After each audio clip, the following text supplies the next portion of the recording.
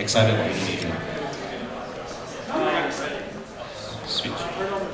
Well, I mean, we have like 220 million population right now, and there's about 50 million who's using Facebook, and I think most of the 50 million came from smartphones right now, and somehow Indonesian people are starting to be more interactive with using their apps and everything, especially those that involve selfies.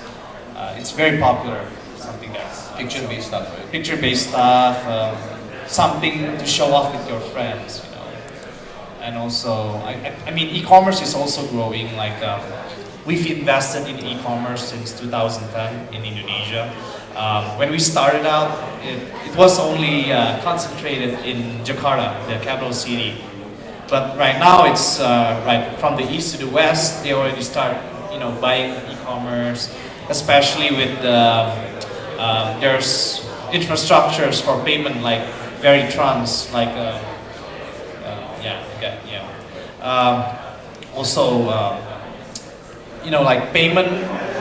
We have like different kinds of payments compared to anybody anywhere in the world.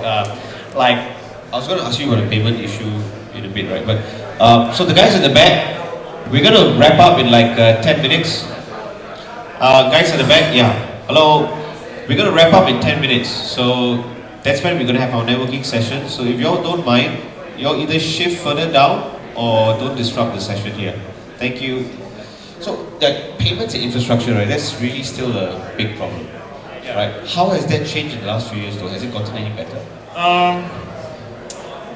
Well, like I've seen people trying to do payments through like building credit card clearance, like Veritrans and Doku. But one of the challenges, it's actually not the platform itself, it's the credit card. That's the problem, like the central bank are very strict with giving credit cards to people because, the default is... Because of default... The default is still, pretty bad in Indonesia. But recently, in the past few years, some have been developed, right?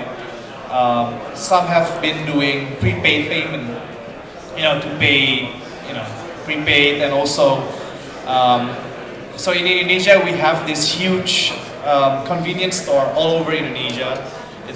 So this convenience store actually supports e-commerce payment. So people just go to the convenience store and just pay everything there, and the e-commerce company just send the products from wherever they are. What about the investment landscape though? Like who are some of the major investors investing in the Indonesian market? You mean local? Local. So, well, the currently happening, well, we used to be hot back then, but we only invest in seed money, like $10,000 to $50,000. I mean, there are several others like Ideal Source and East Ventures, and there's been also emerging investors from Germany, like Mountain Partners, who's currently co-partnering with some Indonesian investors as well. And well, but most of the investments was it got it from mostly Japanese investors.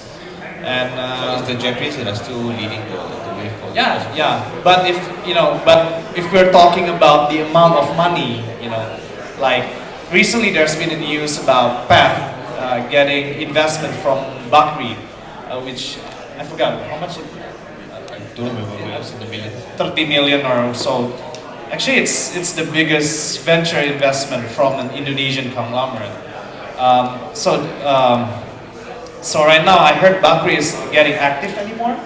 Getting active more. Like I've heard several portfolio investments in Indonesia. It's gonna be announced that Bakri is gonna be investing a couple $1 million more to several companies that I cannot disclose yet.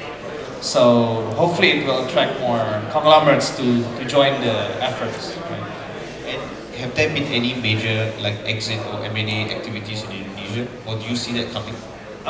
Exits, IPOs for technology companies, non-existent right now. Acquisition, the last reported one was, the highest one was, I think it was about 50 million.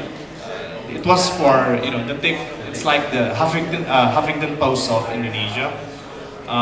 But, for future prospect of M&A, I would say so. Maybe not from foreign companies, but from the conglomerates themselves. Do Indonesian entrepreneurs mainly focus on the local market, or do they look at it as a region? Yeah, most of the companies are still Indonesian focused, but I've seen several companies like, there's someone here like Adscom, they're trying to go APAC, Asia Pacific, and one of our portfolios like Project Shoe, we didn't try to get the Indonesian market, we went straight to the US market since January. So I believe that some other people are trying to do the same thing as well in the near time. And which were the 2 or 3 verticals that are the most exciting for Indonesia right now? Verticals. Well, honestly, right now I will do horizontally because there's still a lot of opportunities in Indonesia to do horizontal than verticals. But I don't know why most companies right now they do verticals. Well, honestly, I've been investing in vertical companies, and I was like, why don't I invest in something more? Would you say vertical, horizontal? Oh, sorry. Oh, you mean? Like is it payments? Are you looking which sectors? Which verticals are you talking about? Like payment, infrastructure, e-commerce, mobile, gaming? Oh, okay. Oh, I thought you mean like vertical, like. Right now, e-commerce is definitely coming up. I mean, like most of the investment, like a lot of e-commerce companies recently raised like Series A and Series B, and I don't know. I think e-commerce is currently the hottest thing in Indonesia right now, and also ads, ad tech, advertising technology, social media monitoring. Yeah. So before we wrap it up, any final question for Aryo? If not, then we will just close this whole session. No? Okay, thanks Aryo. Right, thanks Mohan. So we come to the end of the session. We just have networking until about